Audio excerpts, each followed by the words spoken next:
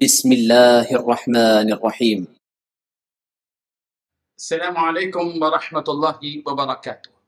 الحمد لله وكفى والسلام على عباده الذين اصطفى اما بعد. حاضرین و ناظرین، یہ درس نمبر 1985 ہے اور آج ہم سورۃ الحجرات کی 2 آیتوں کی تلاوت و تشریح کرتے ہیں، آیت نمبر 4 اور 5۔ چلیے سب سے پہلے ہم ان 2 آیتوں کی تلاوت کرتے ہیں، لفظی ترجمہ اور ترجمے کے بعد تشریح کرتے ہیں۔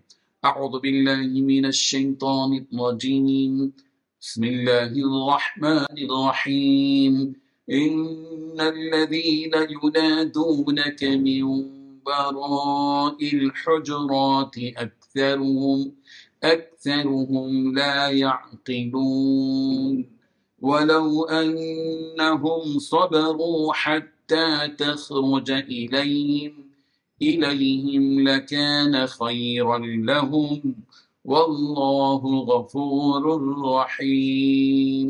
لفظی ترجمہ یوں ہے، ان الذین، بے شک وہ لوگ جو ینادون کا آپ کو پکارتے ہیں، من وراء الحجرات، حجروں کے باہر سے، اکثرهم ان میں کے اکثر، لا یعقلون عقل نہیں رکھتے، ولو انہم اور اگر وہ بے شک، صبروا صبر کر لیتے، حتی یہاں تک کہ تخرجا آپ نکل آتے، الیہم ان کی طرف، لکانا تو ہوتا، خیرن بہت بہتر، لہم ان کے لیے، واللہ اور اللہ، غفور بہت بخشنے والا، رحیم نہایت رحم کرنے والا ہے۔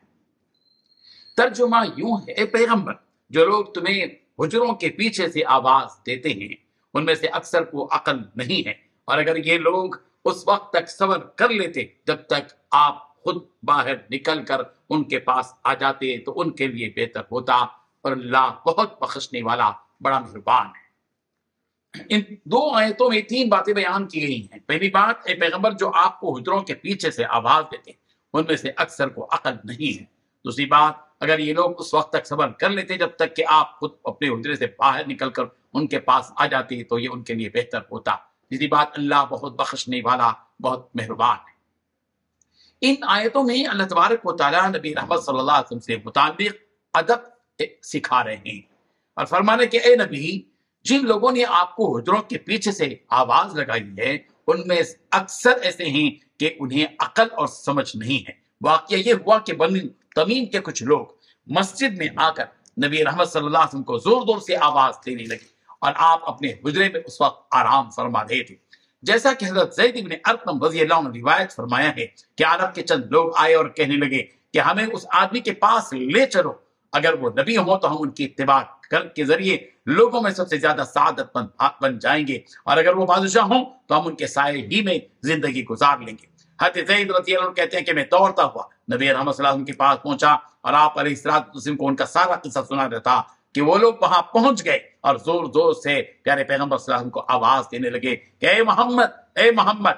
ان کی اس حرکت پر رب ذوالجلال نے یہ آیت نازل فرمائی، ان الذین ینادونک من وراء الحجرات اکثرهم لا یعقلون، کہ بے شک وہ لوگ جو آپ کو پکار رہے ہیں دیوار کے اوٹ سے ان میں سے اکثر سمجھ نہیں رکھتے۔ حضرت زید رضی اللہ عنہ کہتے ہیں کہ اس وقت نبی رحمت صلی اللہ علیہ وسلم میرے دونوں کان پکڑ کر کھینچتے ہوئے کہنے لگے کہ اے زید، اللہ تعالیٰ نے تمہاری بات کو سچا کر دیا، اے زید، اللہ تعالیٰ نے تمہاری بات کو سچا کر دیا۔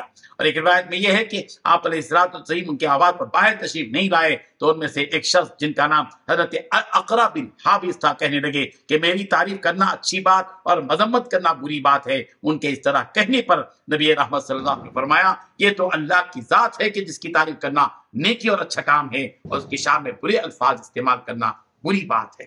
بہرحال اس آیت کے ذریعے نبی رحمت صلی اللہ علیہ وسلم سے متعلق ایک ادب سکھایا جا رہا ہے کہ پیغمبر کی مصروفیت کو دیکھو، اگر پیغمبر اپنے گھر میں مصروف ہوں تو تمہیں انتظار کرنا چاہیے، یہی ادب کا تقاضا ہے، یہ نہیں کہ بے صبری کے ساتھ ان کو باہر ہی سے یوں پکارا جائے جیسے کہ عام لوگوں کو پکارا جاتا ہے۔ ظاہر بات ہے کہ یہ بے ادبی ہے۔ اللہ تبارک و تعالی ہم سب کو ان حقائق کو سمجھنے کی توفیق عطا فرمائے۔ آمین۔ وآخر دعوانا الحمد للہ رب العالمین۔